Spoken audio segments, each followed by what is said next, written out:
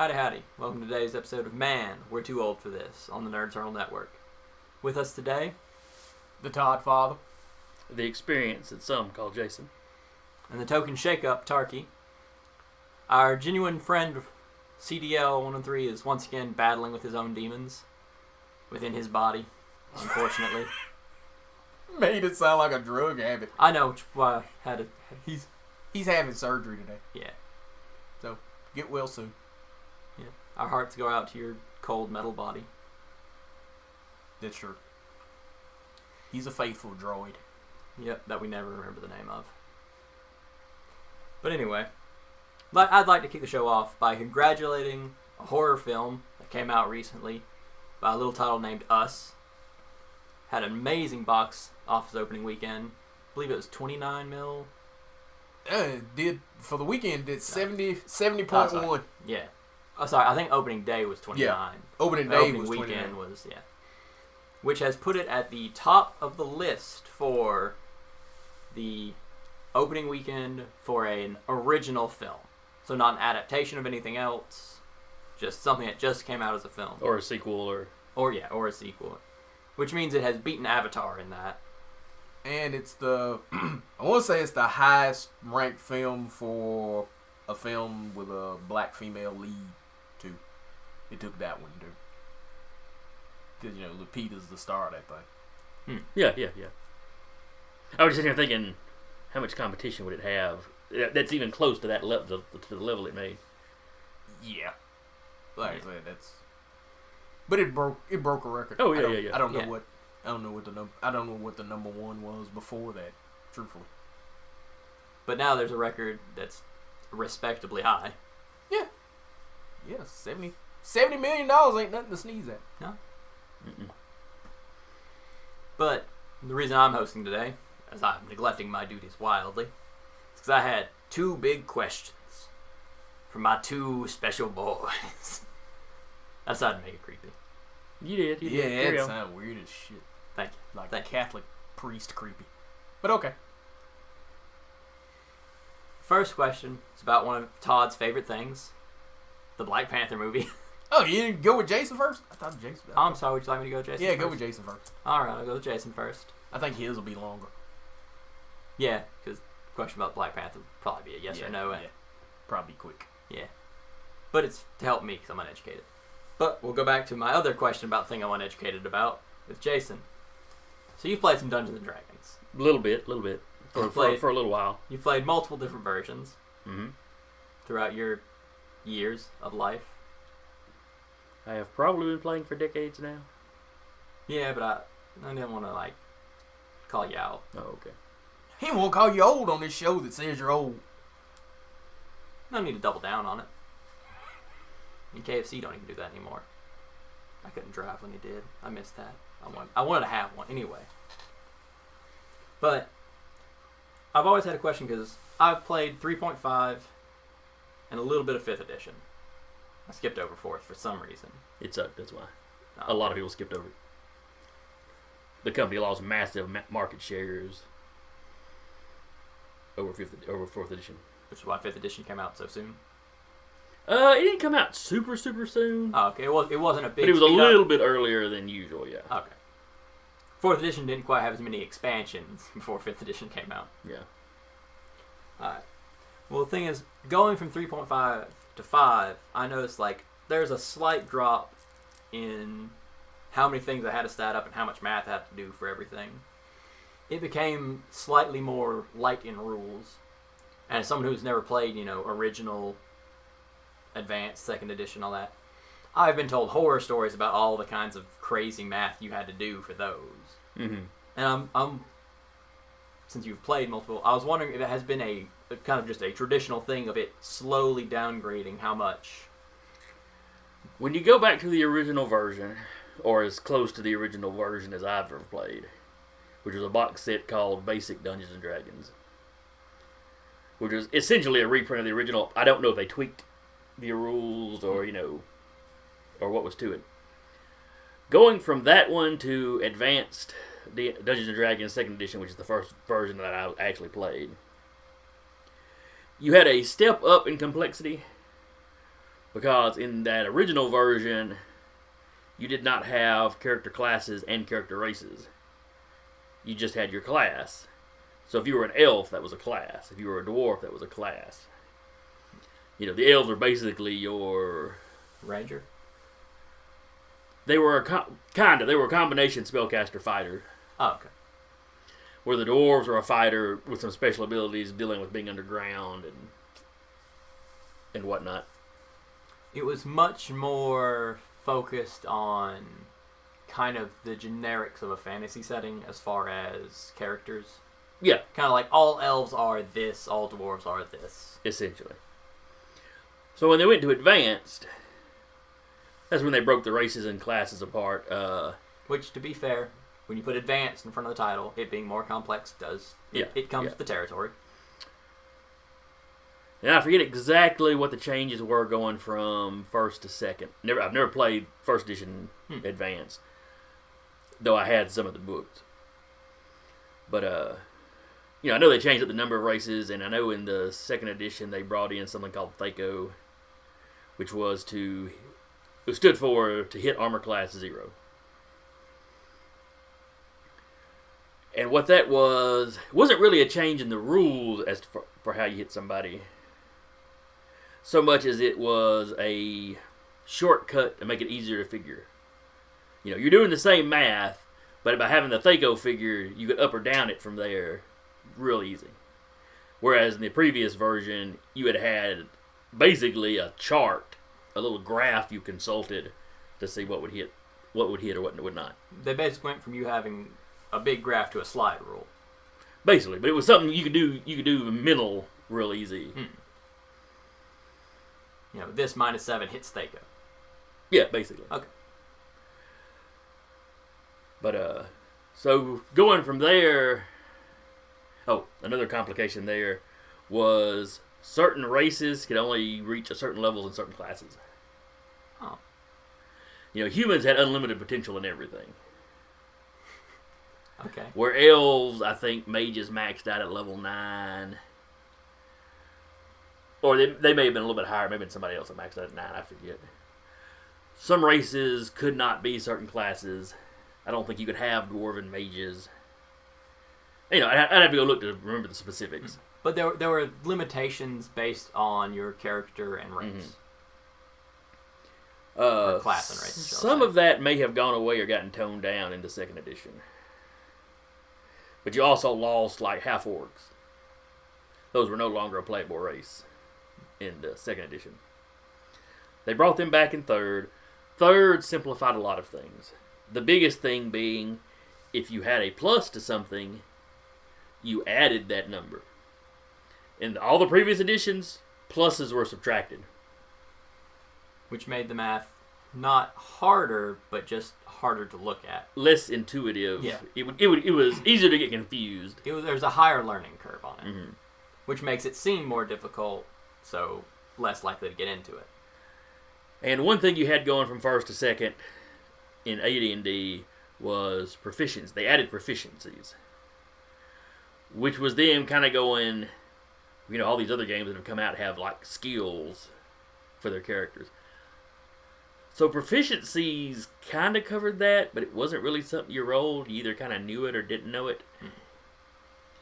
And I think you were making maybe stat checks, rolls versus your stats or something. But it was a very clunky system that truthfully did not work well.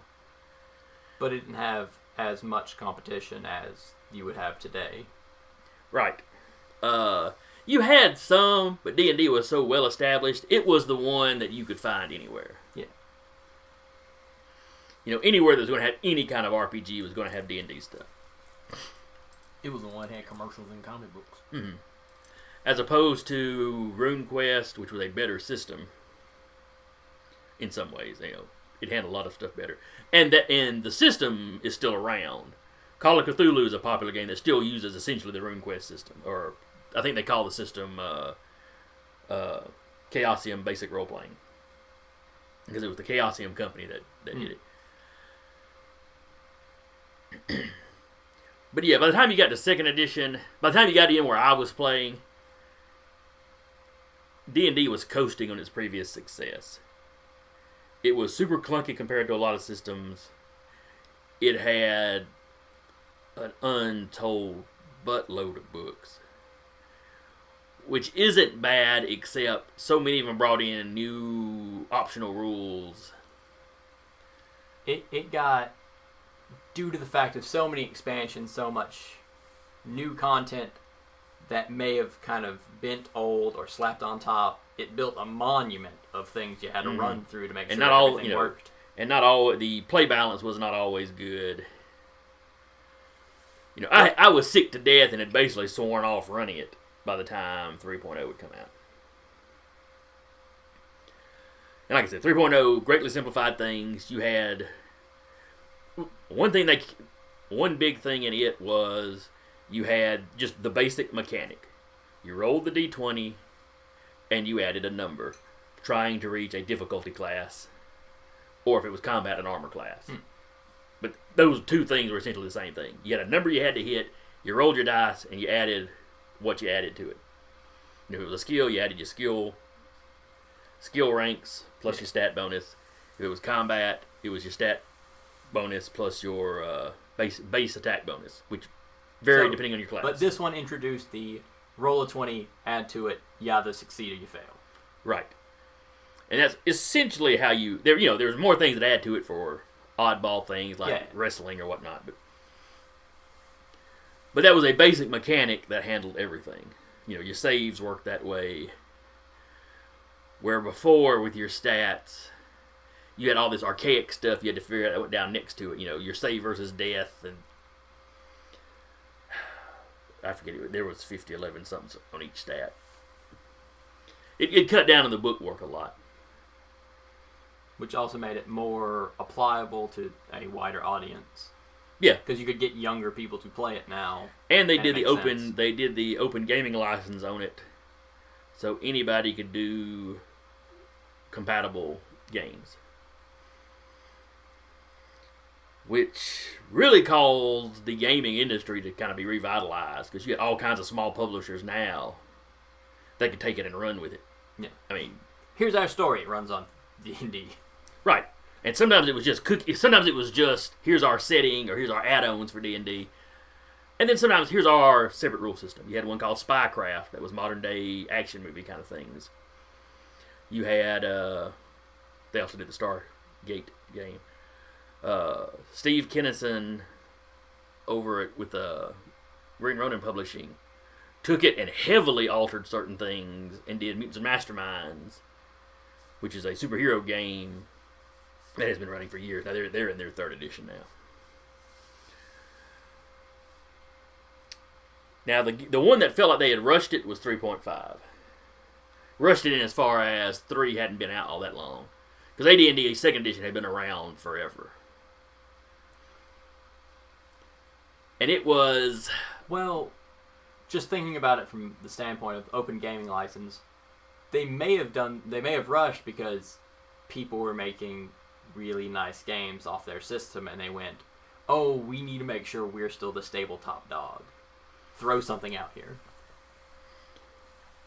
But might have been, but continue. There were some balance issues they were trying to adjust that I was always kind of up in the air whether they really needed that much fixing. But overall, 3.5 was a slight improvement, but essentially the same system. When they went to 4th, I've only played 4th a couple of times.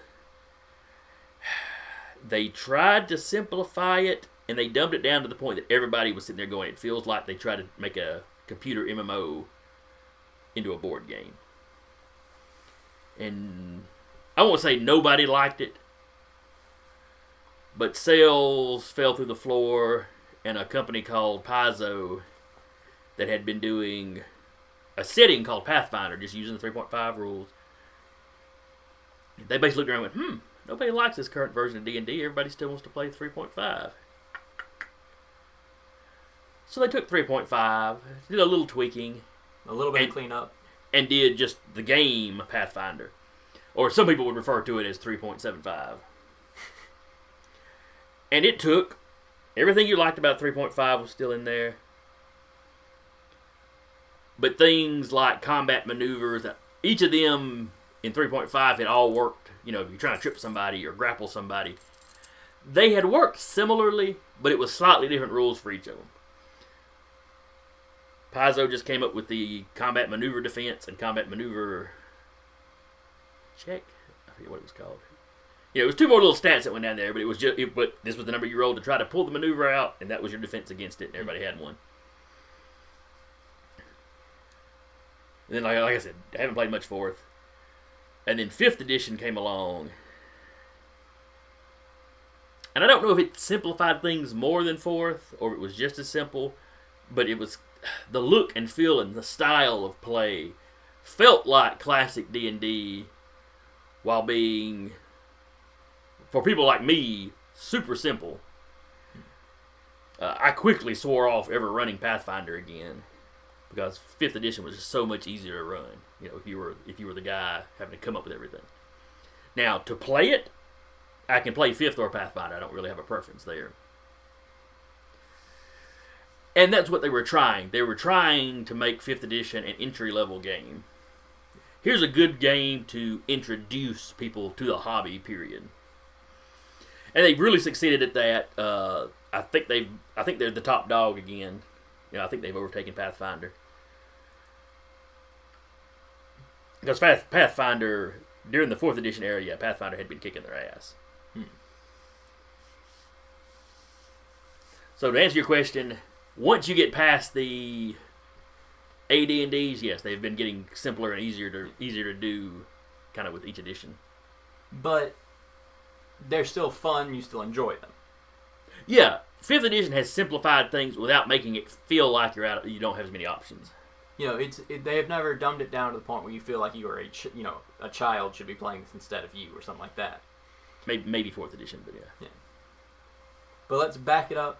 Those older editions were very, a bit math intensive, a lot of check your graph, check your rules, check the numbers, make sure everything adds up, not just roll a dice, go with it, kind of stuff. How much of the history do you know for it? Like its development and creation, if any? I know you'd had war games before that. D&D really descends from a war game called Chainmail. That was it was a medieval war game. I can't remember if Chainmail is the one where they added in the fantasy stuff, or if the fantasy stuff was a supplement for it. And then you had a couple of guys, Gary Gygax and I think Anderson was the other guy's last name. But they basically got together and had the idea of, well, instead of running fantasy armies, what if we did a game where you ran an individual character? And then they sat down, they cooked up, the 1st edition of Dungeons & Dragons, which was still basically purely a combat game.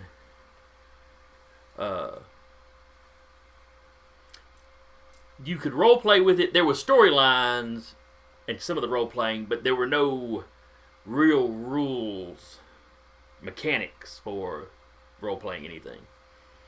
You didn't get any experience for role-play encounters. You got experience for what you killed, how much gold you looted. You got. It was, once again, the numbers you put in give you numbers you put out. Yeah. And one thing to remember though is this was back in the mid to late 70s. I think D&D is older than me, but it ain't much older than me. So you did not have decades of other games to look at when you were designing something. You didn't have classes that you could go to at a college for game design that you have now. So, what they did was impressive. But you look back at it now, 40 some odd years later, and that early stuff just looks so clunky. Well, it's kind of funny because it sounds a lot like they just went, hey, people play fantasy football, right? Because it was a lot of put numbers in, take numbers out, which is a lot of what fantasy football is. I have no idea how fantasy football is. Yeah, I don't know quite, but a lot of it seems like it was two people who really liked math going with the system, and then as time went on, they went, okay, we need to make this a little more accessible. all right, we need to make this a little more accessible. Well, it was different folks working on each edition, too, Yeah. because Gygax hung around for a while, but they screwed the other guy. When they did AD&D, they refused to credit the other guy. Now, he had not worked on AD&D, but they were basing, it was all based off some of his work, but they claimed it wasn't. And that lawsuit and legal finagling went on until 3rd edition. When Wizards of the Coast, the guys that do Magic, the Gathering, when they bought TSR, the company that did D&D, when they bought him out, one of the first things they did was go settle with that guy, and his name has been in every D&D book since. Which really is the smart move. Yeah, and it earned him some credibility with fans. Okay. I was just curious because only ever played 3.5, and seeing some of 5th, I went, this seems a little bit softer on the math, a little bit more fluid. So I was wondering if it was just a smooth transition of more fluid, easily acceptable. I knew 4th had an issue. I knew it was a bump. I was wondering if it was the only real roadblock, the real drop. Yeah, and as far as the complexity goes, I think it was simpler than the previous edition. I think that was still going more rules light. Or I hesitate to say rules light because D&D isn't exactly rules light. It's just easier. Maybe the rules are simpler. Well, how many rules affect you at one point in time became less and less. That's true. They got rid of a lot of the, this gives you a plus this and this gives you a plus that, and they brought in the advantage-disadvantage mechanic. Kind of said, this is a general rule that affects multiple things, so you don't have 17 rules to think about at all times. You only have 2 or 3 rules that constantly affect. But all right, thank you. That was, informative, as someone who knows very little about it. Yep. Todd, you feel prepped and ready? Sure, go for it. All right. So this is the thing, I thought about with Black Panther way after Black Panther, because it's not something that really ever pops up in my head. It's about race. Okay. So, I know a lot of African Americans, do the transfer slave trade, got here, generations pass. But I know a lot of them have talked about how their racial identity kind of got erased. Family histories kind of got lost to the tides. You don't know as much, about back home, ancestry and everything. With Black Panther's Wakanda being such a mix, kind of an amalgam of different sections of Africa put into one country, do you think that helps supplement super heavy on people identifying with Wakanda, despite the fact that their personal history, their personal ancestry, they're not real sure about in Africa? But with Wakanda, they just kind of go, some of me is in there and I know it. Yeah, probably. All right. Yeah, it's. Well, I know you've talked to more people about it and talked, well, not about this specifically, but with, the movie. In general, you have talked to more people about the movie. Well, yeah. They truthfully could have put, the fact that they used actual countries in Wakanda helps, but the thing is, when you don't have anything, it's easy to glom onto anything. Yeah. If I got nothing, something's better than nothing. The movie, truthfully, was, in its complexity, shows the relationship between Africans and African Americans. Because there's a divide there. They call us, a lot of them call us Akana, which means wild animal, because we don't have a history. We can't go, I'm come from this, and I'm the son of this. Just like in my own personal thing. Hell, I found out that, Holland's not my last name of Holland really ain't but a couple of 3 generations old. We were Harrisons up until then, but the person got sold, and the new master changed our name to Holland.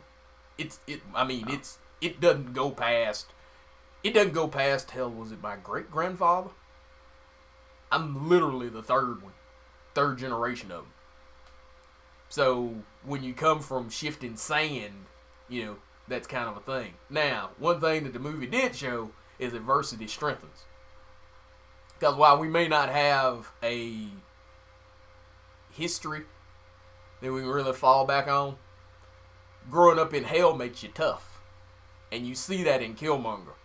Killmonger beat the hell out of T'Challa because Killmonger grew up in A fight. fucking Oakland, orphaned, where T'Challa grew up with a silver spoon in his mouth, and when it came time to throw hands, yeah, it wasn't close. Despite the fact that T'Challa had been trained to do that his entire life, yeah, if you notice, Killmonger goes through him like he's talking crap as he goes through him. If there was never any doubt how that fight was gonna go. And that's I can reflect on my time in college when I was working at a bookstore and I had a couple of coworkers. One guy was from Africa, the other one was African American, and they were kind of going at it because he had started the, you know, you don't have no people, you don't have a history, you don't have this, and the dude snapped and went off on him. He was like, yeah, but I can beat your ass because I've gone through some things. Don't get so high on your high horse because you're the only group of people I ever heard of that you could have that many people stolen from you, and you ain't send so much as a canoe to try and rescue somebody. So there's every now and then you'll have some conflict there. You know, it was like I said, the movie was interesting. It hit on a whole hell of a lot of stuff past just it's a superhero movie. It meant different things to, I think, depending on who was watching it. The reason that popped up, I had watched a comedy show where someone had mentioned, you know, family history to a black character, and they went, I don't, you know, he'd mentioned, you know, due to the fact of slave trade, yeah, his you know, his great-great-grandmother knew, but then she didn't write it down, so they didn't know anymore, and it made me think to... Yeah, and that's kind of the trick is people these days especially tend to want to look at the slave trade stuff like that or racism as they just don't like you. There's a group of people that don't like you. No, there's some destruction there, you know, when it's you don't know where you come from, you don't know who your people are. My dad worked with a guy that his grandfather was a slave that was on a breeding farm. Because after it became illegal to bring people from Africa to make them slaves, yeah, they just start breeding them like puppies. And you know, it wasn't a choice of who you had sex with.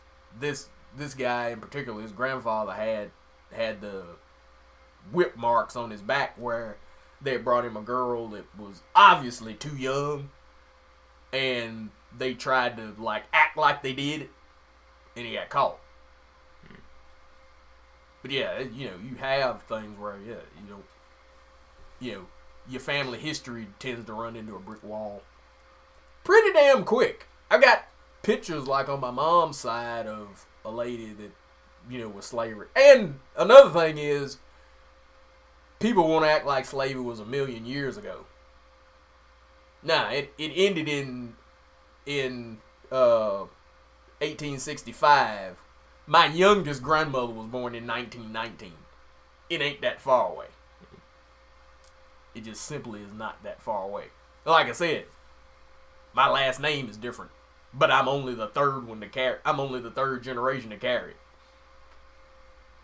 I found that out talking to a cousin of mine, and we were talking family histories and stuff like that. And yeah, she was like, "Oh yeah, you know that? Yeah, it's this last name. Yeah, it ain't." Some dude came up with that and made us have it. Yeah, yeah.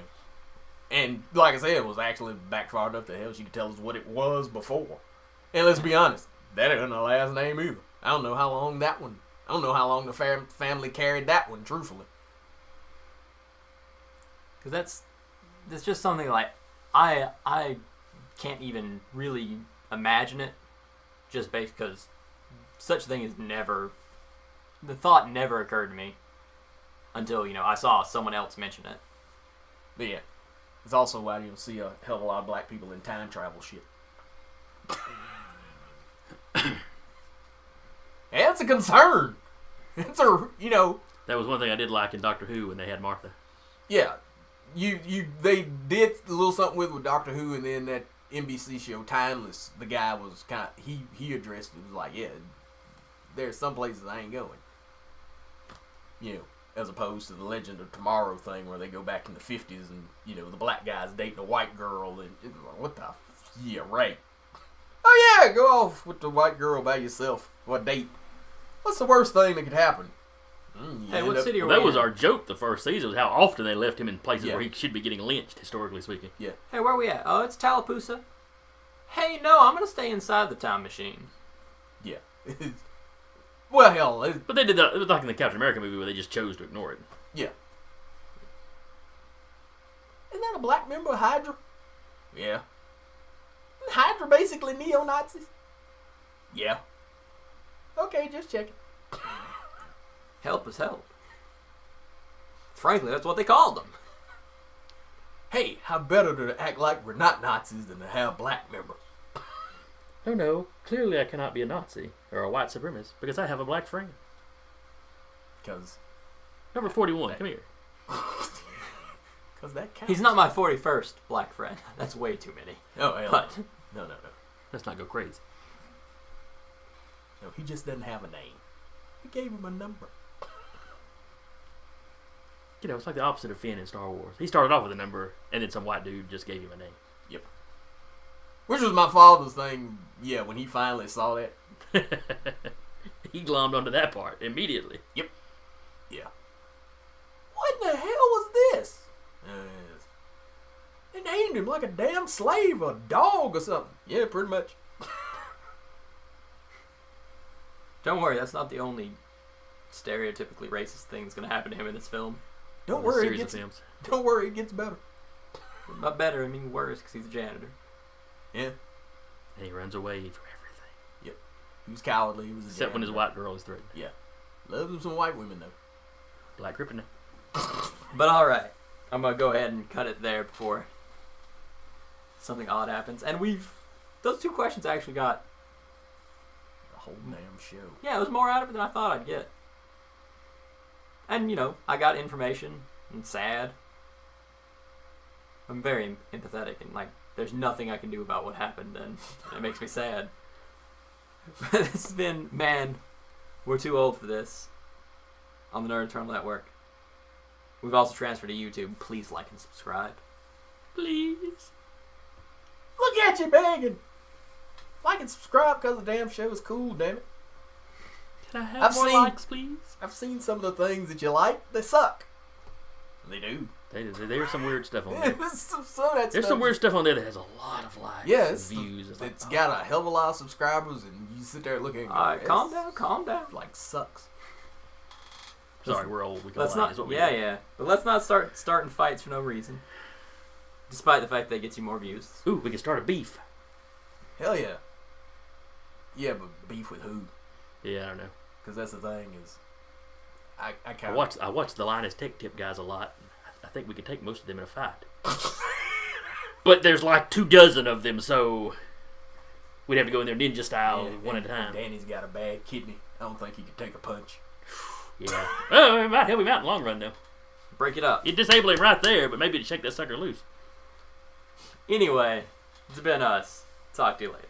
Bye.